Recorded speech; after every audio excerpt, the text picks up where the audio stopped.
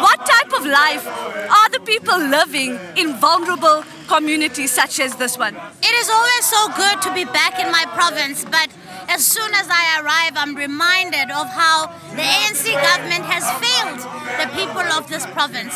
Nasli, 60% of people in the Eastern Cape live in abject poverty. That is 6 out of 10 people here in this province alone are living in poverty. That is 7 out of 10 young people are without work. That are children. Those are uncles, families, moms and dads who cannot put food on the table. That is the reality of the people of the Eastern Cape. The people of this province have been used as voting fodder by the ANC for too long. Yet, when it comes to the issues that matter, they are not prioritized. Service delivery is bad, and yet they are the ones who are turned to by the ANC to vote for them. Absolutely, Siv. Siv, the cost of food is increasing, the cost of petrol is rising, the electricity tariffs is on the increase, but we don't have electricity. Why is this happening? This is simply happening because of bad governance. What we are seeing here is the culmination of 30 years of bad policy decisions that have been made by the governing party. And now what you are seeing is public money that has been stolen running out, where you cannot even give that money sufficiently to the people that need it the most. A vulnerable community needs its government the most. And the fact that our government has stolen money to the point where people of this town, people of these villages cannot afford to eat as a basic need, Nasli. There are people we have spoken to in these villages who tell us that they haven't even had meat in months. They survive on ipapa and the cabbage. And that's the life. That's where we are at now. And so where we've gone wrong, bad policy decisions, corruption, cadre deployment. What can be done right? Job creation. What can be done right? Increasing the child grant. What can be done right is cushioning the people who need the assistance the most by making sure that their basic needs are zero rated in terms of that. Yeah, Siviwe, can you tell us a little bit about the work that the DA is doing in Parliament to try and look and resolve this crisis?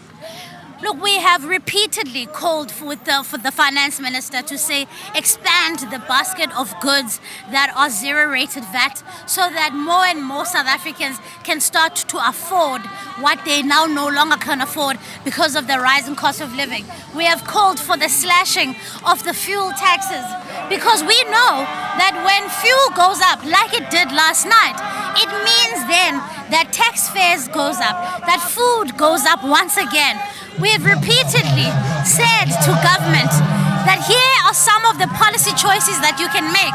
We've costed them, we've thought about them, we've researched them. You don't even need to credit the DA for them. Take them, save the lives of the people who have elected us to serve. So those are some of the things we've been doing in Parliament. Siviwe, the issues we are focusing on today will affect every single South African. Why shouldn't people care about it? We should absolutely care because you see, Nasli, poverty is not something that is only affecting the 30 million South Africans who are living in poverty. It is something that is reaching deep into the pockets of each and every one of us. And South Africa is not a poor country. No South African should go to bed hungry. Not a single South African should go to bed hungry.